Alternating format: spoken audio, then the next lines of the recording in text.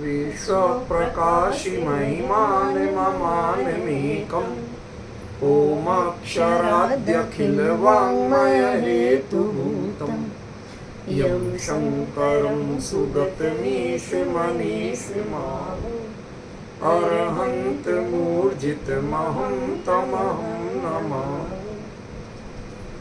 यह आचार्य योगेंद्र देव द्वारा विरचित अमृताशीति नामक परम आध्यात्मिक ग्रंथ है। इसका 14वां छंद चल रहा है अपना। पहले छंद लेते हैं, फिर आगे की चर्चा करेंगे। किम चा शुचौ शुचि सुगंधि रसादि वस्तु यस्मिन् गतं नरकतां समुपैति सद्या रम रम्यते तदपि मोहवशात् शरीरम् सर्वैरहो विजयते महिमा परोस्य।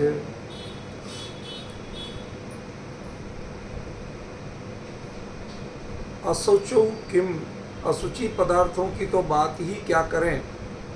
सुचि सुगंधि रसादी वस्तु, सुचि सुगंधित और ऐसी रसादी रूप जो वस्तु है वो भी यस्मिन् गतम, जिसमें जाने पर, जिसके संपर्क में आने पर सद्यः नरकताम समुपैति, शीघ्र ही नरकपने को प्राप्त हो जाती है, रमणीय नहीं रह जाती है। ऐसे शरीर में मोहवशात, मोह के कारण, तदपि फिर भी रम रम्यते, बारंबार ये जीव रमण करता है। अहो, आश्चर्य है, अस्य मोहस्य, इस मोह की, सर्वई, सभी के द्वारा, महिमा परा महिमा विजयते, उत्कृष्ट महिमा जीत रही है। आखिरी पंक्ति जो है उस पर अपनी चर्चा कल चल रही थी, वही आगे करेंगे। अहो शब्द जो है ये आश्चर्यकारी तो है, लेकिन पंचम काल में आश्चर्य प्रायः बुराई पे ही किए जाते। कोई पशु बल में ज़्यादा हो, मार कुटाई में ज़्यादा हो, बहुत तालियां पड़ती। पहले बहुमान होता था, कोई आत्म ध्यान में, सत्य में, अहिंसा में, इनमें आगे हो तो बहुमान हो। आज जमाना बदल गया। आज पिक्चर वो हिट होती है जिसमें गंदे सीन हो, ज़्यादा मार कुटाई हो, ऊट पटांग हरकतें हो और जो विवादास्पद हो, वो हिट होती है। ये पंचम काल की बात है। यह बड़ी उत्कृष्ट महिमा, उत्कृष्ट महिमा, महिमा भी और उसके साथ उत्कृष्ट भी। भाई, ये मोह की महिमा, ये उसको तुम उत्कृष्ट भी कह रहे हो, अहो भी कह रहे हो, इसका अभिप्राय क्या है आपका? तत्व ज्ञान की महिमा बताओ, आत्म ध्यान की महिमा बताओ तो हमें समझ में आती है। लेकिन आप तो मोह की महिमा बता रहे हो और उसको भी उत्कृष्ट बता रहे हो और उस पर अहो कह के आश्चर्य व्यक्त कर रहे हो। क्या कहना चाहते हो आचार्य देव, हम समझ नहीं पा रहे।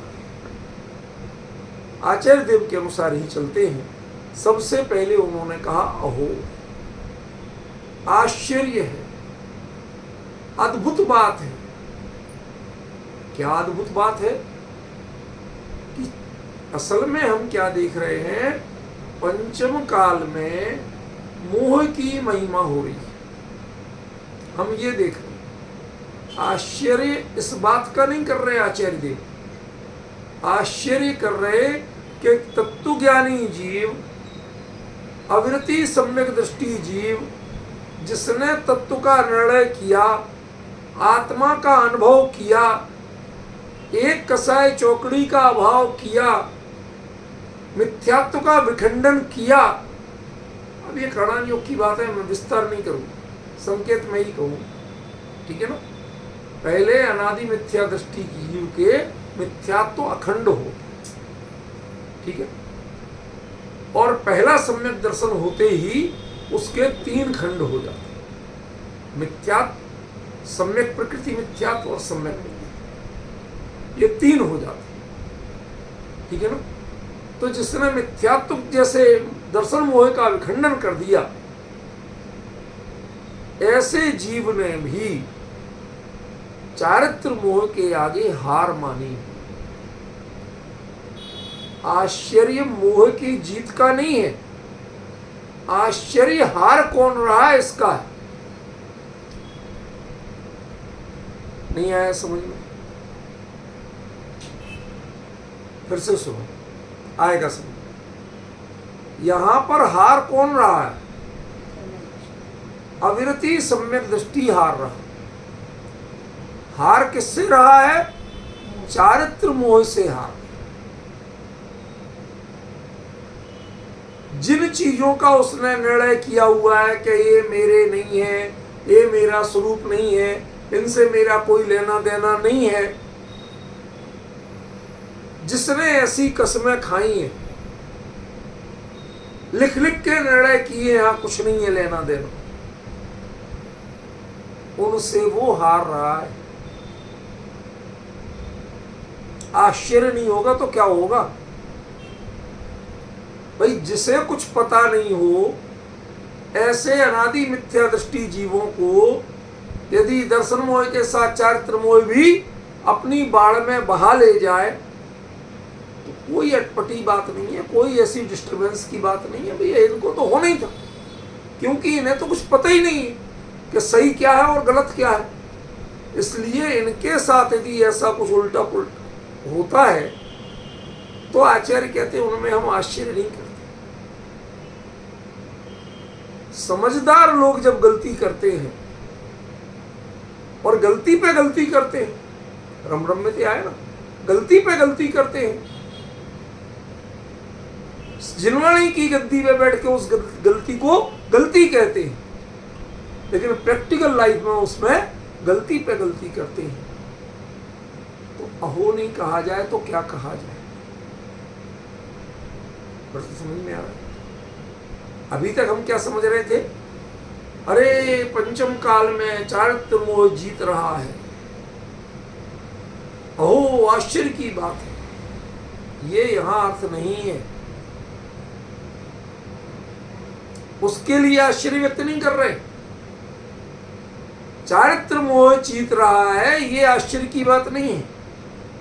जीत किससे रहा है, ये आश्चर्य की बात। अज्ञानी मिथ्या दृष्टि जीवों से जीते तो कोई आश्चर्य मत करो। होता है, ऐसे ही होता है इनके साथ, और क्या होना, यही होना था सो हो रहा है। इसमें क्या चिंता कर, क्या आश्चर्य कर?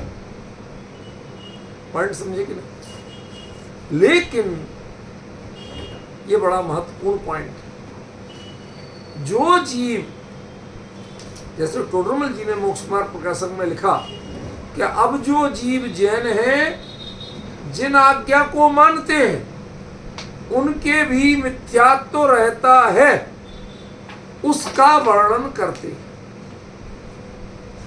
अब जो जैन ही नहीं हो, जिन आज्ञा को मानते नहीं हो, कुछ समझते ही नहीं हो, वो यदि मंदिर जाएं और वीतराग को छोड़ के रागी देवी देवता पद्मावती क्षेत्रपाल इनकी पूजा कराएं, कोई आश्चर्य नहीं करता।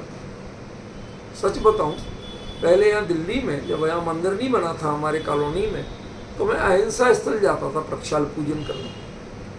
तो वहाँ तो पहाड़ी के ऊपर इतने विशालकाय जिनमें विराजमान है, उनके दोनों ओर 2 चमरधारी वो मूर्ति भी लगी काले पाषाण की, वो जमीन पे रखी है और ये बाकायदा आसन पे है। पहले ऊंचा चबूतरा, चबूतरा के ऊपर कमलासन विशाल, उसके ऊपर भगवान। समझ गए? ऐसा होते हुए भी, शब्द ध्यान देना जरा, क्या ऐसा होते हुए भी, वीतराग मुद्रा ऊंचे आसन पर विराजमान होते हुए भी आसपास के गांवों में कुछ ऐसी मान्यता हो गई थी कि चलो भाई यहाँ किसी धर्म के सही बड़े भगवान विराजमान हैं, तो कोई बच्चे की शादी हो तो वो पहले दर्शन करने वहां लाते थे। अब हमारा नियम था, वहां प्रक्षाल पूजन कर रहे होते थे, तो जब पूजन कर रहे होते थे तो प्रक्षाल तो जल्दी हो जाता था। तो पूजन करते समय अक्सर ऐसे लोग आते थे, और आने पे अब हम उनको कभी कभी देख लेते थे कर क्या रहे हैं। तो अक्सर हम देखते थे कि वो लोग वीतराग भगवान को तो पूजते नहीं, दोनों ओर जो सनत कुमार एक से चमरधारी खड़े हैं ना, उन्हें लगता है ये हमारी कैटेगरी के, और इनके पता नहीं कौन सा वज्र लिए हैं, कहीं मार मूर ना दे, चलो पहले इनको ढोक दो, इनको नारियल चढ़ाओ, इनको पैसे चढ़ाओ, करते थे। तो जिन्हें अकल ही नहीं है कि जैन धर्म क्या है, वीतरागता क्या है, वीतराग मुद्रा कौन होती है, प्रतिष्ठा किसकी होती है, जिन्हें कुछ पता नहीं है, वो यदि उन चमर डुलाने वालों को पूजे, कोई आश्चर्य की बात नहीं थी। भाई ये नहीं करेंगे तो कौन करेगा, इन्हें तो अकल ही नहीं। लेकिन जो बाकायदा पढ़े लिखे समझदार लोग, क्योंकि जैसे वो सनत कुमार एक से दोनों ओर खड़े ना, ऐसे ही शासन देवी देवता भी वो ऐसे ही होते हैं उनके दरबार की तरह। लेकिन लोग उनको, कोई चक्रेश्वरी को पूजता है, कोई गोमुख को पूजता है, कोई पद्मावती को पूजता है, कोई क्षेत्रपाल को पूजता है, समझ गया। ये अलग अलग देवी देवताओं को पूजते हैं। तो ये कौन है? तुम जैन कुल में जन्म लिए, 24 तीर्थंकर के प्रतिष्ठा शास्त्र जानते हो। मैं बड़े खेद पूर्वक कह रहा हूं, जो प्रतिष्ठाचार्य बनते हैं उन्हें तो पता है कि प्रतिष्ठा किसकी होती है, मंत्रारोपण किसके होता है, वीतरागी जिनबिंब के होता है। इन रागियों के कुछ नहीं होता है, लेकिन उसके बावजूद वो वीतरागी की प्रतिष्ठा करा के और उसके बाद सबसे पहली ढोक उन रागियों को देते। आज के अपने मुमुक्षुओं को तो छोड़ दो, बाकी जितने प्रतिष्ठाचार्य हैं उनमें से अधिकांश प्रतिष्ठाचार्यों की यही गति है।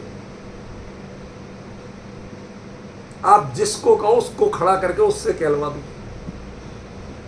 खास तौर पे दक्षिण वाले जितने हैं और राजस्थान वाले जितने, इनकी तो पक्की ये गति 100%। समझ गए? प्रतिष्ठा कराएंगे किसकी? वीतराग मुद्रा की। मंत्रारोपण करेंगे उन पे, 5 कल्याण कराएंगे उन पे, और उसके बाद में सबसे पहले ढोक देने किसको जाएंगे? हे पद्मावती मैया, तुम्हारे कारण हमारी प्रतिष्ठा विधि निर्विघ्न पूर्ण। हे चक्रेश्वरी, ये जो दिमाग में वायरस है, तुम कैसे प्रतिष्ठाचार्य हो? तुम्हें पता है कि प्रतिष्ठा विधि वीतराग मुद्रा की हुई है, रागी की नहीं हुई, स्त्री आदि की नहीं हुई। ये तो खाली इनके जैसे चोपदार या बॉडी कुछ ऐसे जो बन जाते हैं प्रोटोकॉल में, वो है जिनका काम कुछ चीजें लेके चलना है, जिन शासन की रक्षा व्यवस्था के लिए छोटी मोटी सेवा करना है, उनकी तुम पूजा कर रहे हो, और वीतराग की उपेक्षा करके। और कर कौन रहा? ये प्रतिष्ठा। ये असल में जितना समाज में गृहीत मिथ्यात्व घुसाया है, फैलाया है, सबसे बड़े दोषी कौन है? विजय जी भाई साहब बताइए, कौन है सबसे बड़े दोषी? अनगार धर्मामृत में पंडित आशाधर सूरी, जिन्हें आचार्य अमृतचंद्र का शिक्षा गुरु भी कहा जाता है, वो लिखते हैं, पंडितई भ्रष्टाचारित्रई बढ़रईश्च तपोधनई शासनम जिन चंद्रस्य मलिनीकृतम नान्यथा। जो पंडित कैसे हैं? जैसा करते हैं, माने मन पूजा विधि आदि जो कहते हैं, वो अपने आचरण में वैसा नहीं करते। प्रतिष्ठा कराएंगे वीतराग की, और पूजा करेंगे रागी देवी देवता। बठरैश्च तपोधनई, और जो बिल्कुल ही अभव्य टाइप के, जिन्हें कोई असर नहीं होता, कुछ भी कह लो। मुझे इतना दुख हुआ विजय जी भाई साहब, 3 साल पहले एक बार हमने ऐसी भावना भाई कि 10 लक्षण पर्व अपने निर्विघ्न पूर्ण हुए, आगे संडे का दिन पड़ रहा था, तो हमने कि चलो अपन हस्तिनापुर, कोई क्षेत्र की वंदना करा है, नजदीक वही था, तो अपने बस लेके चल दिए यहाँ से। हमारे साथियों ने कहा कि भाई यदि प्रक्षाल मिल जाए वहां तो और अच्छा, प्रक्षाल सहित पूजन कर लेंगे। तो वहां के मैनेजमेंट को मैंने फोन कर दिया, उन्होंने कहा भाई थोड़े टाइम से आ जाने की कोशिश करो। हमने कि बिल्कुल हम 7 बजे तक आ जाओगे तो हम पक्का इंतजार करें। अब वहां पहुंच गए। अब वहां पहुंच गए तो एक ऐसे संघ के मुनिराज जो मुनि पद पे थे, जिस संघ की प्रसिद्धि इसमें है कि वो शुद्ध तेरा पंथा अपनाए के हैं, वो कोई गड़बड़ी स्वीकार नहीं करते, किसी भी प्रकार की शिथिलता स्वीकार नहीं करते। उन संघ के महाराज वहां बैठे थे। तो एक सज्जन हमारे आगे ही खड़े, धोई दुपट्टा पहने, लेकिन उन्होंने दुनिया भर की राखियां कलावे बांध रखी थी और भगवान का प्रक्षाल करने को। ये क्या कर रहे, ये तुम्हारे लेटरिन बाथरूम में गए, स्वेलिंग को पहन के तुम सोए बिस्तरों में, साहब वो तो धुल गए, तुमने कि ऐसे तो भर घर के कपड़े पहन के कर लो प्रक्षाल, वो भी धो लेना। तो वो पता क्या बोले, जे बैठे महाराज इनसे पूछो, ये कहते हैं वो शुद्ध है, बठरैश्च तपोधनई। तब मुझे समझ में आया क्या आसादर सूरी जी ने क्या लिखा, ऐसे तपोधन जो बठर पड़ गए हैं, बठर समझती हो, दाल वगैरह जो अपन भिगोते हैं, चने वगैरह, तो उनको अपन एक दिन पहले रात को या जब भी हो एक निश्चित मर्यादा में गर्म पानी में क्यों भिगोते हैं, कि वो फूल जाए और उनमें कोई बठर हो जिसे पकने ही नहीं हो, तो वो नहीं फूले। जो पानी में नहीं फूला तो वो कुकर में भी नहीं फूलेगा, पकेगा। जिस पे कोई फर्क नहीं पड़ना, ना पानी से भीगना है ना आग से पकना है। पानी में भिगो लो, भीगेगा, लेकिन भीगेगा नहीं, फूलेगा नहीं। आग में पका लो, खोलेगा, लेकिन खोलने के बाद भी अपने अंदर में जरा भी नमी नहीं आने देगा, कंकड़ की तरह बना रहे।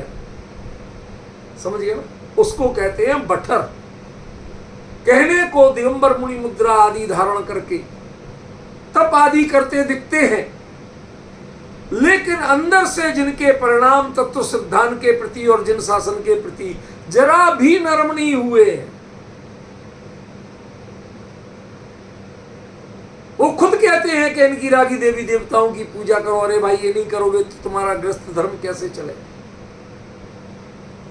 ऐसी जो घोर अज्ञानता पूर्ण बातें करते हैं उनको कहा बठर।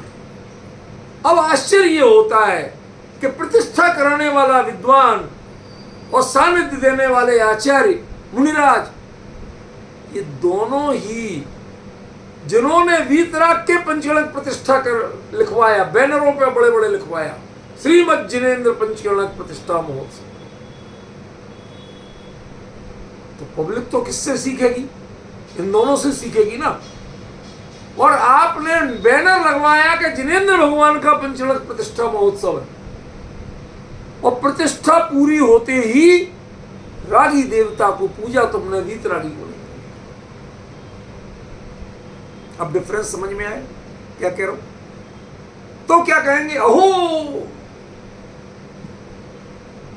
भाई साहब, और कोई करता है ऐसा पागलपन तो समझ में आता, आपको आप कर रहे हो। जिनके सानिध्य में लिखा गया बड़े बड़े बैनरों पे कि जिनेन्द्र भगवान का पंचगणक प्रतिष्ठा महोत्सव है, ये जिनेन्द्र है क्या कि नहीं है। तो वो कहते हैं प्रतिष्ठा तो हमने जिनेन्द्र की ही करवाई है, लेकिन हमारे हृदय में प्रतिष्ठित तो रागी है। मंदिर में प्रतिष्ठा जिनेन्द्र की हुई, वेदी में प्रतिष्ठा जिनेन्द्र की हुई, और हृदय में प्रतिष्ठित कौन है?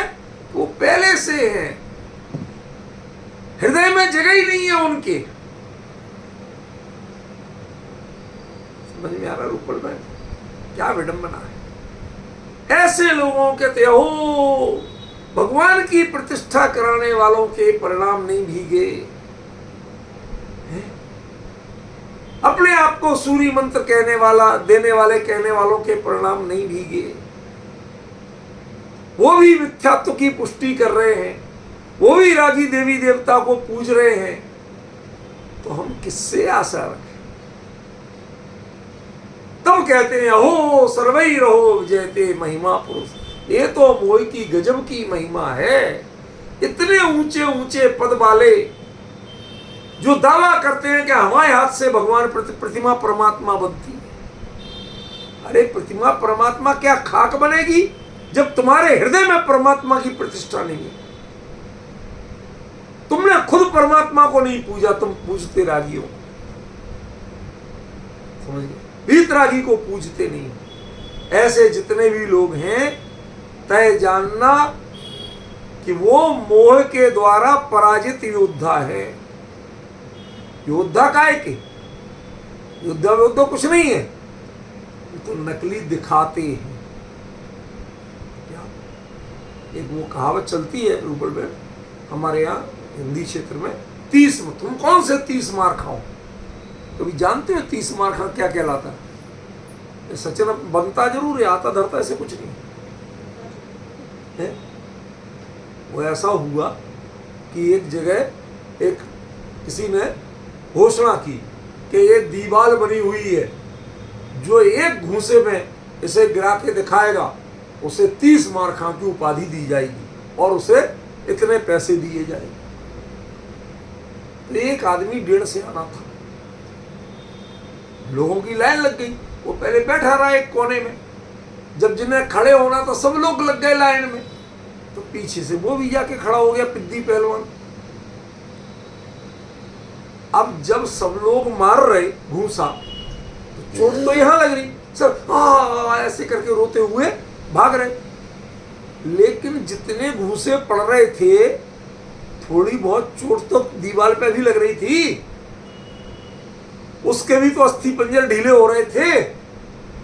होते होते होते होते इतने ढीले हो गए कि लास्ट में इसने यूं किया और दीवार टूट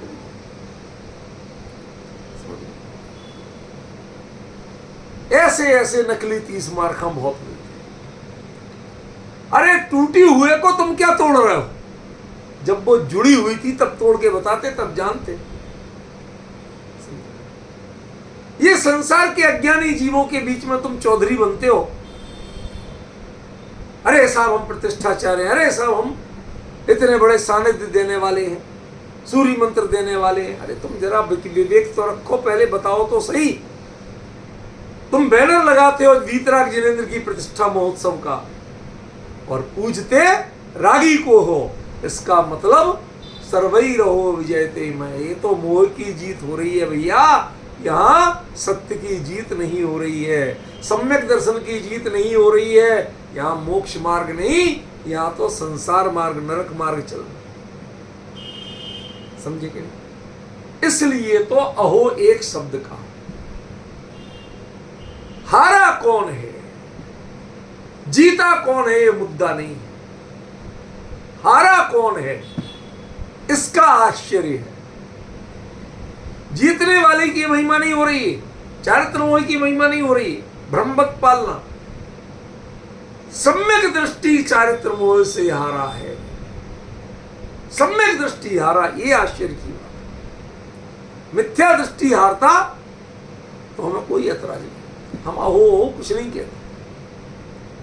ये अहो की बात जो आई, ये क्यों आई कि तू अविरति सम्यक, अरे अविरति सही लेकिन है तो सम्यक दृष्टि।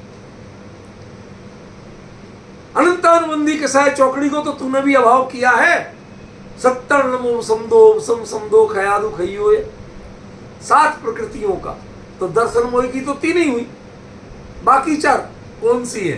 अनंतानुबंधी क्रोध, अनंतानुबंधी मान, अनंतानुबंधी माया, अनंतानुबंधी लोभ।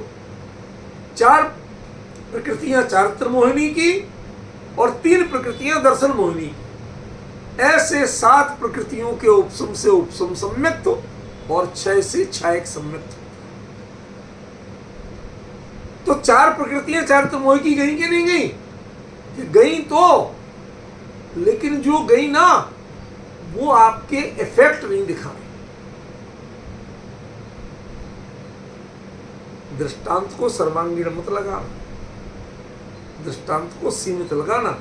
मैंने पंडितों को और सूर्य मंत्र देने वालों को तथाकथित लोगों को सम्यक दृष्टि नहीं कहा है।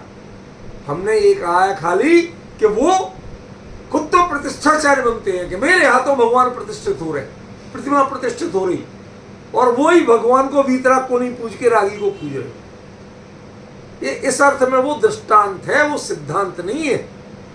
उनको मैंने अवृत्ति सम्यक दृष्टि नहीं कहा है, वो तो पक्के में मिथ्या दृष्टि है। लेकिन यहां चारित्र मोह से हार कौन रहा है? अवृत्ति सम्यक दृष्टि। क्यों?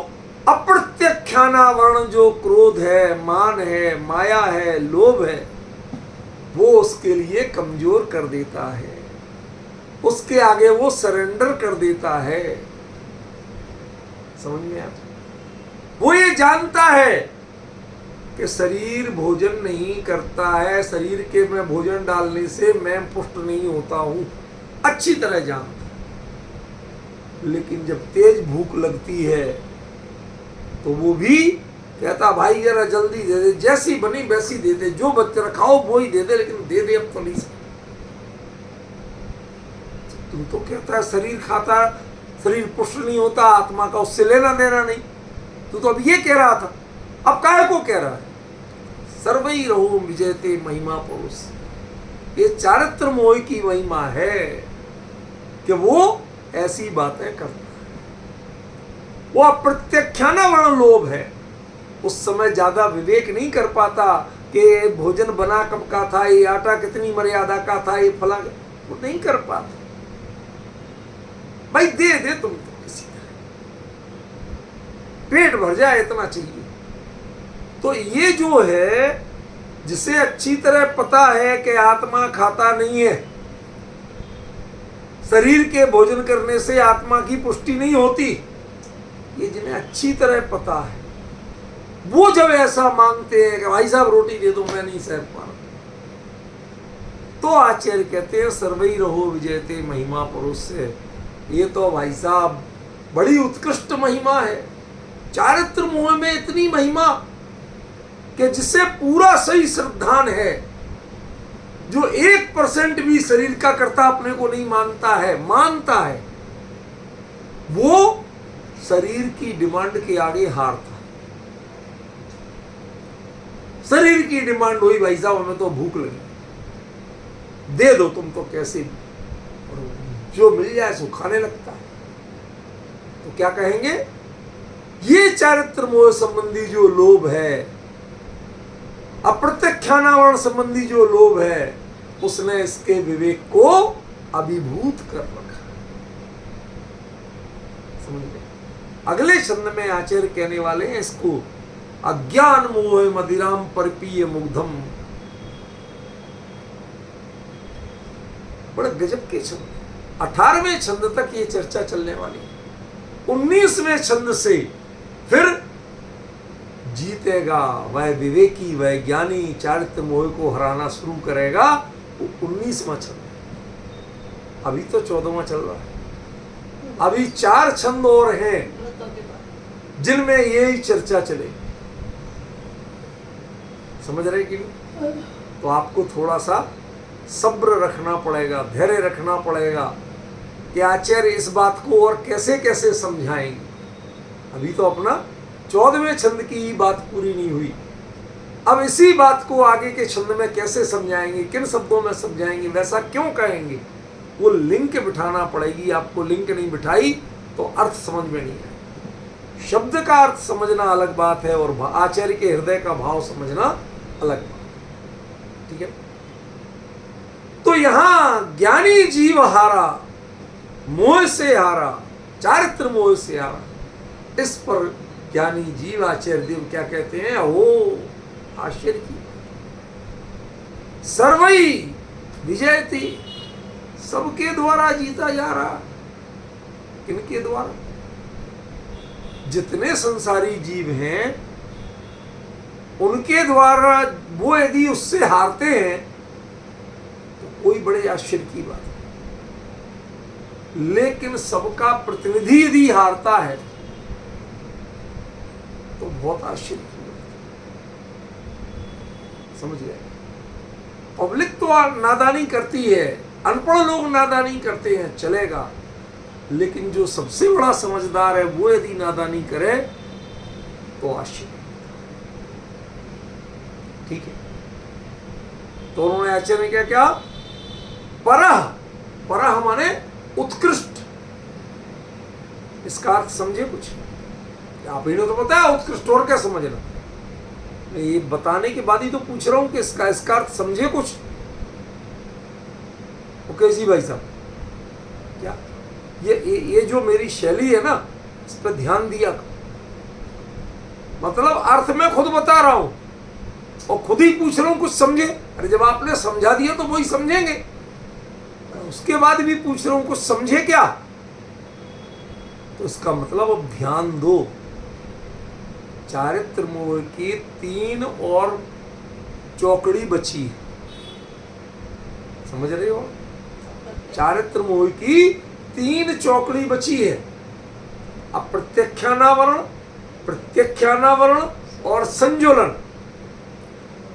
इन 3 में ये काम किसका है कि जो सम्यक दृष्टि को हरा रहा है? ये काम किसका है? ये संजोलन का काम नहीं है, ये प्रत्याख्यानावणी का काम नहीं है। इनमें सबसे जो मोटी है ना, उसका नाम है अप्रत्याख्यानावणी।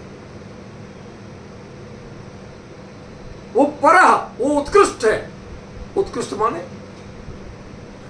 बात बताओ, गधों में मोटा गधा बड़ा कहलाएगा कि नहीं कहलाएगा? भाई बाकी पतले हो, वो मोटा है तो बड़ा तो कहलाएगा, भारी तो कहलाएगा। समझिए? ऐसे ही पापियों में जो ज्यादा बड़ा हो, कसाई में जो ज्यादा बड़ी हो, तो उसको उत्कृष्ट तो कहा जाएगा। तो यहां सारी चीजें घूम फिर के उल्टी जा रही। शब्द में है अच्छा और भाव में है बुरा। अब समझ में आया मैंने क्यों टोका था कि परा माने उत्कृष्ट तो होता है, पर इसका मतलब क्या है?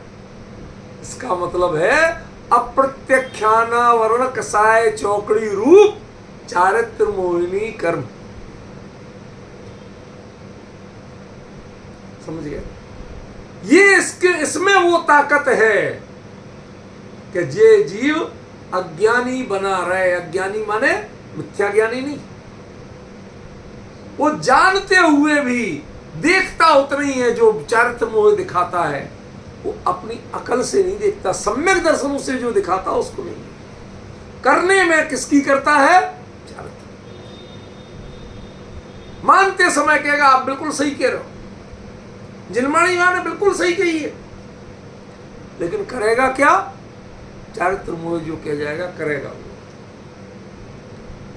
जैसे आजकल बेटे होते हैं तो माँ बाप से, अरे पिताजी जो आपने कह दिया बिल्कुल वही हो। माँ को भी बिल्कुल वही होगा, लेकिन करता वही है जो बीवी कहती है। माँ बाप से बिल्कुल हाँ भरी जाती है, मानी नहीं जाती। ये विडंबना समझ में आ रही है सचिन? आ रही है ना समझ में?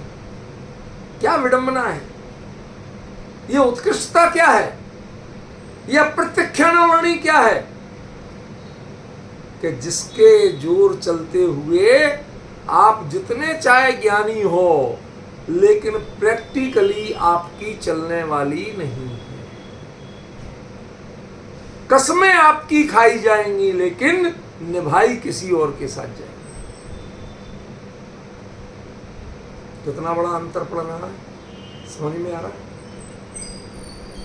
कसमें देव शास्त्र गुरु की खाई जाएंगी, कसमें वीतरागता की खाई जाएंगी, कसमें एक द्रव्य दूसरे द्रव्य का करता है ही नहीं। एक द्रव्य दूसरे द्रव्य को अड़ता ही नहीं है। ये सब बातें कहते हुए भी बुखार आती है, अरे डॉक्टर के पास जाओ, फालतू की बातें मत करो। क्यों? छींक आते हुए तत्काल दवाई लो पहले। ये सब बातें उन्हीं की मानी है। बताओ आप लोग किसकी मानते हो? मानते हो ना? बुखार आते ही पहले डॉक्टर की मानो। क्यों? मकान का कोई काम कराना तो इंजीनियर की मानो। करते हो कि नहीं करते हो? ऐसे ही अपने हित के कार्य में भी मानी किसकी जाती है? चारित्र मोह, अप्रत्यक्षानावरण, क्रोध, मान, माया, लोभ जो कहते हैं, मानी उनकी जाती है। ये बड़ी महिमा है, ये बड़ा 30 मार्क है, समझिए, चलेगी इसकी। अब समझ में आए परा क्यों कहा, किसके लिए कहा? अप्रत्यक्षानावरण, क्रोध, मान, माया, लोभ के लिए परह कहा है। क्योंकि सम्यक दृष्टि के विवेक को फॉर द टाइम बीइंग ही सही जो अभिभूत कर सकता है, उससे वो कह तो देगा लेकिन करेगा नहीं आपकी। ये सबसे बड़ी विडंबना है। क्या कह देगा कि हाँ बिल्कुल आप जो कहते हैं भगवान, जो आप कह रहे हैं बिल्कुल सही है, लेकिन करेगा। करेगा किसकी? चारित्र मोह के उदय से जो भी परिस्थिति बन रही, उस समय एडवाइजर कौन होगा? चारित्र मोह उसका एडवाइजर। अप्रत्यक्षानावरणी, क्रोध, मान, माया, लोभ, वो उसके एडवाइजर। वो सुनेगा उसकी और सामने सुनाएगा किसकी? एक द्रव्य दूसरे द्रव्य को छूते ही नहीं है। कोई किसी के परिणाम को परिणमित कर सकता नहीं है। होता स्वयं जगत परिणाम, मैं जग का करता क्या काम। प्रमाण वचन गुरुदेव, ये सब बोलेंगे लेकिन भले आदमी एक नहीं माने। ये उत्कृष्ट महिमा किसकी है? ये उत्कृष्ट महिमा अप्रत्यक्षानावरण, क्रोध, मान, माया, लोभ की है। ये प्रत्यक्षान की नहीं है, ये संजुलन की नहीं। अब समझ में आया? देखो, जब तक आप प्रॉपर नहीं बिठाओगे तो इनके अर्थ सही नहीं बैठे। मैं चाहता कल ये पूरा कर देता, तकरीबन अकेले हो तक तो हो ही गया था, जरा सी बात रह गई थी, पर मुझे एक एक पॉइंट पे क्लियर बताना था। पर उत्कृष्ट, उत्कृष्ट तो हम बढ़िया चीज को कहते हैं। अरे महंगाई भी तो उत्कृष्ट होती है, नहीं है ऐसा? तो आपके दुबई में लौकी जिस भाव मिलती है, हमारे दिल्ली में उस भाव नहीं मिलती। आपके यहां महंगाई उत्कृष्ट, हमारे यहां तो वही सस्ता है। अब डिफरेंस समझ में आया? बुराई भी उत्कृष्ट होती है, ऊंची होती है, हाईएस्ट होती है, समझे ना? तो वह परह महिमा। फिर कहते हैं यहां पर शब्द महिमा, आप जानते हो, अणिमा, महिमा, लघिमा, ये रिद्धियां होती, उसमें महिमा का अर्थ क्या होता है?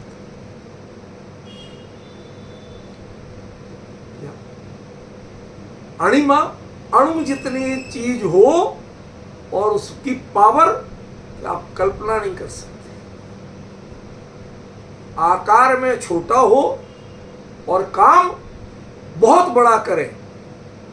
हम लोग देखते थे बचपन में, वो संजीवनी गोली आती थी, बिल्कुल काली काली इतनी सी होती थी, बिल्कुल सरसों के दाने जितनी, वैद्य जी देते थे। और वो दवाई इतनी गर्म होती थी, बुखार के लिए इतनी सटीक दवाई थी कि पूछो मत। एक गोली खाए और आदमी चंगा। आकार इतना सा और काम अच्छी नहीं कर पाए जो वो, ठीक है। वो क्या है? अणिमा, लघिमा। देखो अणिमा और लघिमा में बड़ा अंतर है। आप बड़े थे, छोटे बन के निकल जाओ कहीं से भी, आकार छोटा कर लो, वो लघिमा है। और जो छोटा था वो आकार बड़ा कर ले, वो महिमा है। वजन हो 50 ग्राम और फलावट हो 5 किलो जितनी, ले आओ फॉर्म, इतनी बड़ी फॉर्म, थर्माकोल और इतना बड़ा, वजन कितना? अब अंतर समझ में आ रहा? तो ये महिमा माने उतनी दम नहीं है, लेकिन काम तो है, जगह तो घेर रही है उतनी। ऐसे ही आप जैसे ज्ञानी सम्यक दृष्टि के जीवन में आत्मानुभव जैसी महान क्रिया को 6 महीने तक रोका।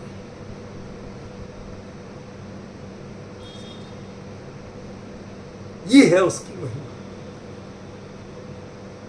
रोक कौन रहा? जड़ कर्म, जिसमें अकल तक नहीं है, समझ गया? परद्रव्य है, कुछ नहीं है, लेकिन इस जीव के अज्ञानता ऐसी है कि उसका मोह का मंत्री है ना अज्ञान, और उस अज्ञान रूपी मंत्री के कारण इसे वो ही दिखाई देता है जो वो दिखाता है। देखने वाला ये, लेकिन दिखता क्या है? आपने कभी नंबर चेक कराने गए आई साइड का? वो सामने लिखा होता है ऐसा, अब वो चश्मा का जो लेंस है वो बदलता रहता है। कहते अब बताओ कौन सी लाइन पढ़ सकते हो? ये जो सबसे छोटी है वो पढ़ ली, वो भी आपको बड़ी दिख रही है, क्लियर। अब ठीक, वो चीज छोटी है लेकिन बड़ी दिख रही है, क्लियर दिख रही है। ऐसे ही जब रीडिंग का होता है यहां पर, तो उसमें अपोजिट लगाते हैं, प्लस का नंबर लगाते हैं, वो लगाते हैं तो सबसे बारीक लाइन पढ़ो, उससे दूर की पढ़ना चाहोगे तो नहीं पढ़ पाओ।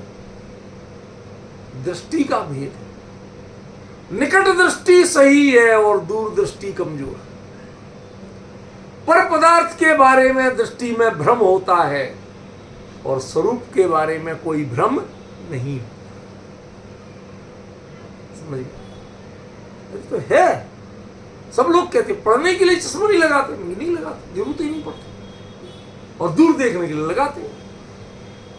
तो वो दूर की है कमजोर, निकट की नहीं। यहां पर जिस ज्ञानी जीव की चर्चा है, दृष्टांत दे रहा हूं, अपने इधर उधर किसी से कुछ जोड़ नहीं रहा हूं। जिस ज्ञानी जीव की चर्चा है उसकी निकट की दृष्टि तो बरोबर है, अपने स्वरूप के बारे में निर्णय में कोई भ्रम नहीं है, उसमें धोखा नहीं खाता, उसको तो बिल्कुल बरोबर करता। लेकिन ज्यों ही जगत के पदार्थों को देखता है, संयोगों को देखता है, तो वो कैसे देखता है? संदर्शिता अखिल पदार्थ विपर्य आत्मा। वो मोह रूपी राजा का मंत्री जो अज्ञान है, वो उनको दिखाता है, जो वस्तु का स्वरूप है उससे विपरीत दिखाता है, और ये देख लेते, मान लेते। समझे? ये सबसे बड़ी कमी है, ठीक है। उसके लिए क्या कहा? महिमा।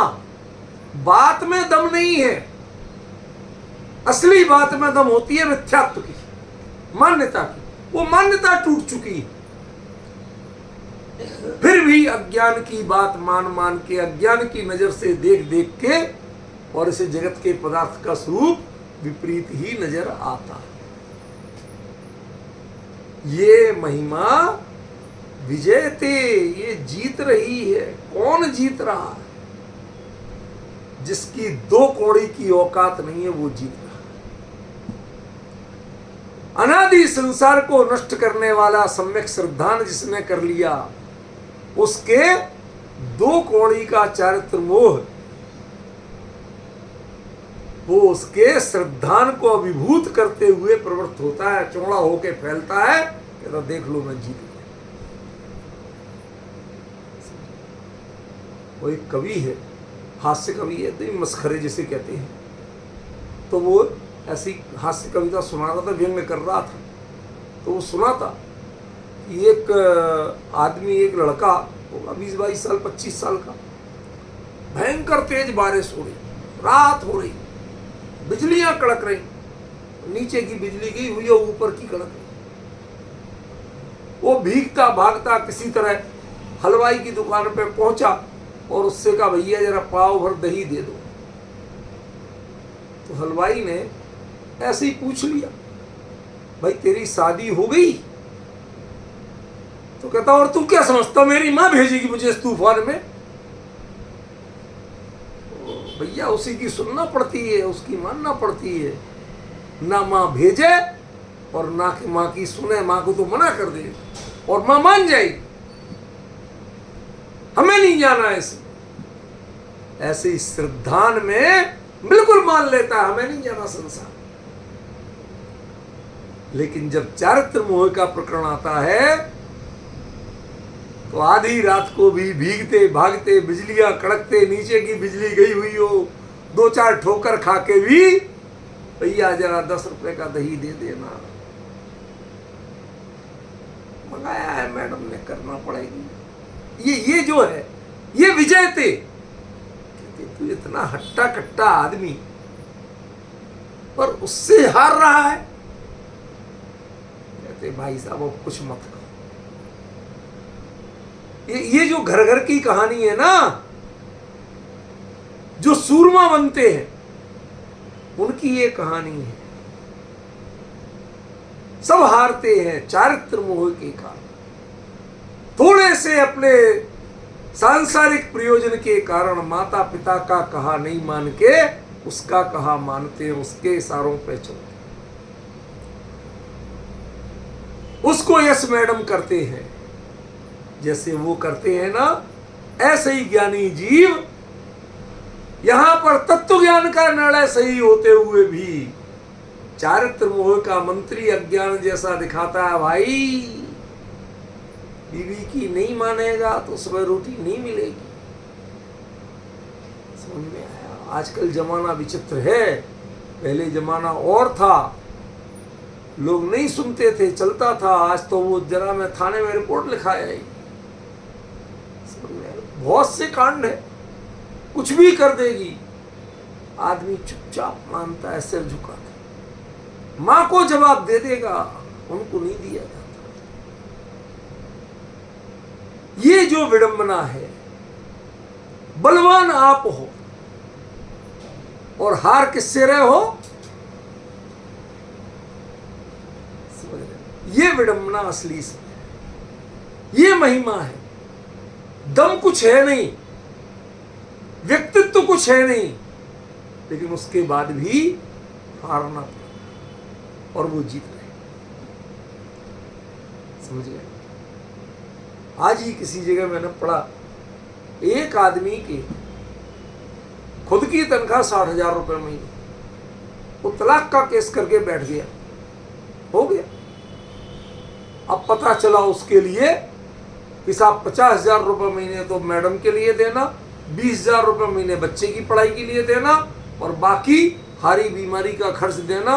वो कहता भैया तनख्वाह ही 60,000 है, तुमने 80,000 इनके लिए बंधवा दिए, 20,000 कर्ज लेके मैं कहाँ से दूंगा और मैं कहाँ जाऊंगा?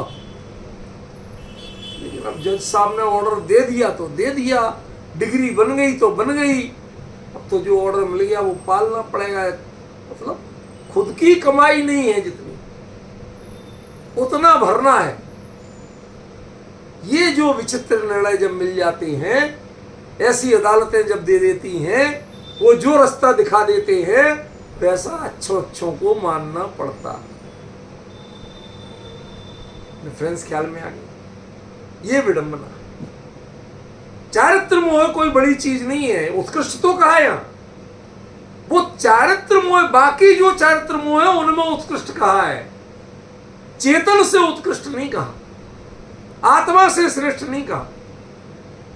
समझना जरा, वो परा है, उत्कृष्ट है, लेकिन बची हुई जो 3 कसाय चौकड़ियां हैं वो उनमें 30 मार का है, वो तुम्हारे चैतन्य स्वरूप से बड़ा 30 मार का नहीं।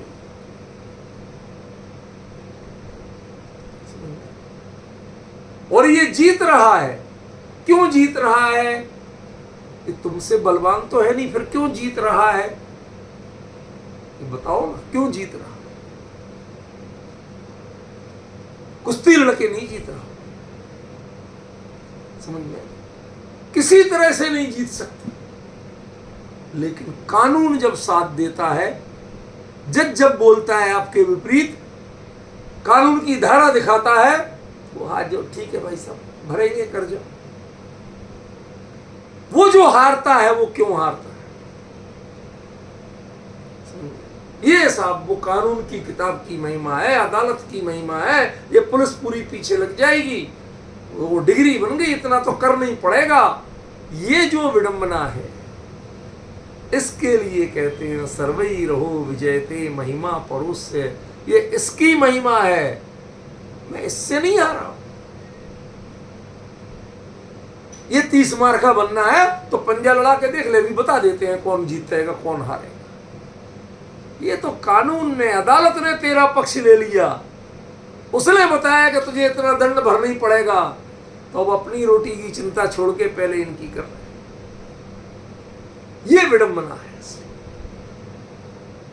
वो उसमें चैतन्य हारा नहीं है। चैतन्य की कमजोरी ये है कि वो इनकी जो दिखाते हैं, ये अज्ञान जो दिखाता है उसको देखता है।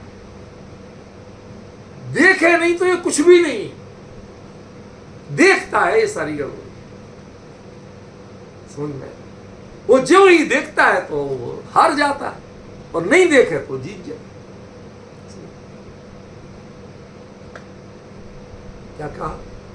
नहीं देखे तो जीत जाए, और देखता है तो हार जाए। बड़ी भारी विडंबना। ऐसा हुआ कि एक बार 3 लोग कहीं से गिरे तो पेड़ की जड़ पकड़ में आ गई, लटकी थी, नीचे बहुत खाई थी। तो एक ने जड़ पकड़ी, दूसरे ने उसके पैर पकड़े, तीसरे ने उसके पैर पकड़े।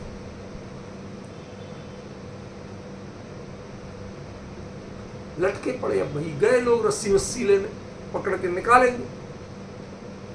अब ऊपर वाले को छुआ, उसको बताई कोई चीज, कहते अरे ये तो इतनी सी जड़ है, एक बार तो हमने इतना बड़ा पेड़ पकड़ा था। आ गई समझ में? वो इतना बड़ा बताने के चक्कर में गए तीनों नीचे। ये जो पकड़ में है वो पकड़े रहो, उसको छोड़ना नहीं है। तुम बोल कुछ भी लो, लेकिन इसे छोड़ना नहीं है। साहब आप तो इतने बलवान हो, फिर लटके क्यों पड़े हो? कि हमें लटके में कोई तकलीफ नहीं है। जो ही रस्सी आएगी हम वापस ऊपर चढ़ जाएंगे, हमने छोड़ा नहीं। ऐसे ही अवृति सम्यक दृष्टि ने स्वरूप का अवलंबन छोड़ा नहीं है, लेकिन परिस्थिति का मारा लटका पड़ा, संसार की परिस्थितियों में लटका पड़ा, इंतजार कर रहा है कब जोर चले और कब हम ऊपर चढ़े।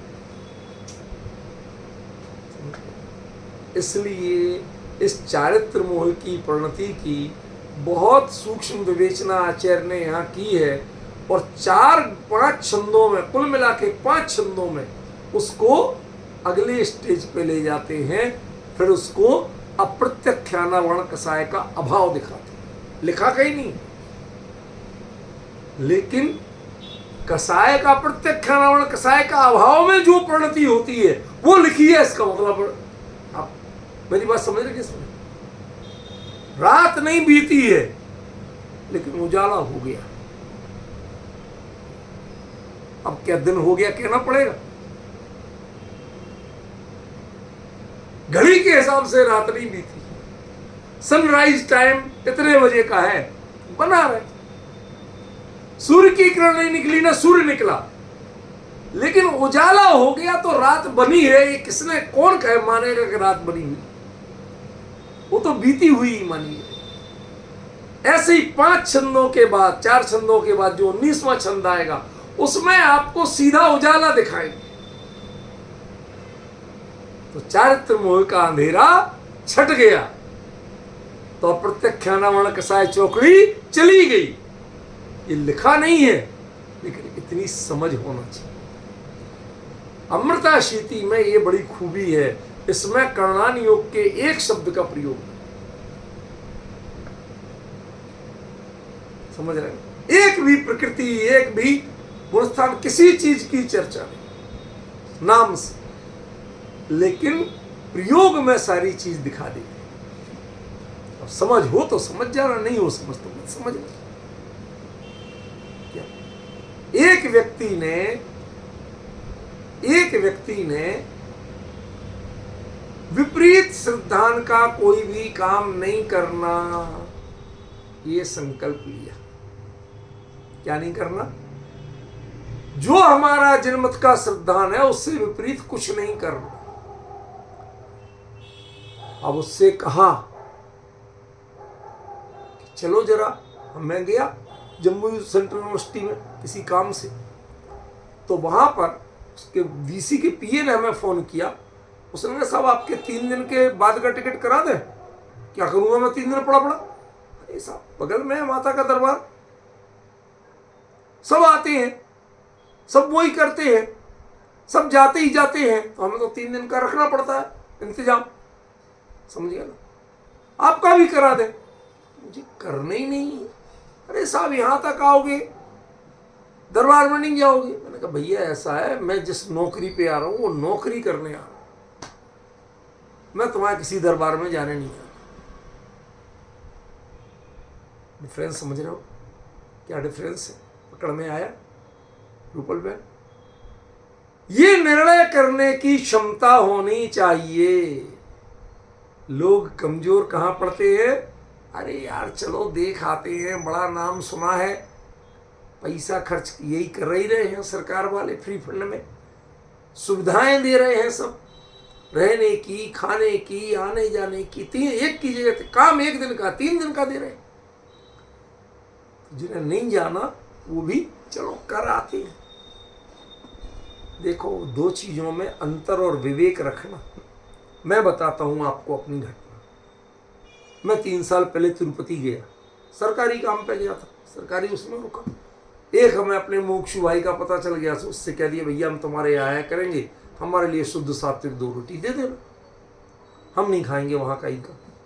तो वो जाते थे सुबह सुबह, मंदिर के तो खैर वहाँ नहीं था, दिगंबर जैन मंदिर, तो अपना जो भी जितना होता था उतना पूजा पाठ करके वो जल्दी पहुँचते थे, शुद्ध सात्विक भोजन किया और शाम के लिए 2 रोटी पैक करवा ली अपनी और चले आए, जो उनको करना कर देते थे। अब दूसरे दिन शाम को तो वो हमारे साथ के जितने पंडित लोग गए थे ना, ये प्रोफेसर ब्राह्मण देवता, तो वो तो आप फला हनुमान और फला, ये सबके रोज रोज नए नए मंदिर रोज रोज होते। मैं कहीं नहीं, भाई साहब हमने कहीं नहीं। अब उन्होंने कहा बालाजी के दर्शन करने चलोगे? डॉक्टर साहब आप तो जाओगे नहीं? नहीं मैं तो चलूंगा। अरे ये क्या हुआ, ये उनके दर्शन करने क्यों जा रहा है, तुम तो किसी के जाते ही नहीं हो। शांति, बस में बैठे जाने के लिए, तो मैंने गूगल खोला और दिखाया कि तिरुपति बालाजी मंदिर मूल में जो है वो हमारे नेमिनाथ भगवान हैं।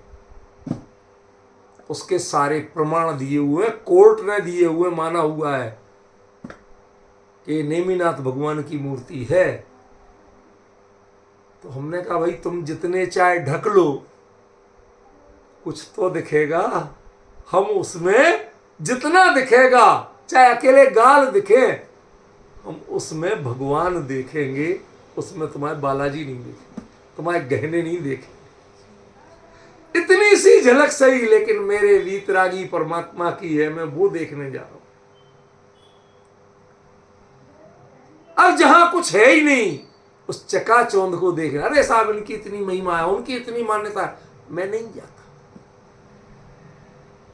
लेकिन हमारे वीतरागी भगवान हैं मूल में, और उसमें कभी उनको टच नहीं किया जाता। सब हैंगरों पर टांगे जाते, जितने गहने दिखाए जाते, कपड़े दिखाए जाते, वो सब हैंगरों पे होते हैं। भगवान के शरीर को एक कपड़ा, एक गहना, टीका भी टच नहीं होता है, सब बाहर से होते हैं, सामने से पिक्चराइज जैसे होते हैं, जैसे भगवान को पहनाए। समझ में? तो आप क्यों गए, निर्णय करना पड़ेगा। यहां बनाते रहे तो गए नहीं, और बड़े बाबा के पास आपके बड़े बाबा से मतलब नहीं है, हमें अपने बड़े बाबा से मतलब। समझे ना? ये श्रद्धा लक्षण रखते हुए, श्रद्धा के समर्थन में जब आचरण से बात की जाए तो वहां हम मानेंगे कि प्रत्यक्षानावरण कसाय का अभाव हुआ। वो 19वें चंद में होगा। अभी तो मोह कितना काम करता है, अज्ञान कितना काम करता है, कैसे कैसे करता है, उसका विश्लेषण आगे चलेगा। आज का समय पूरा।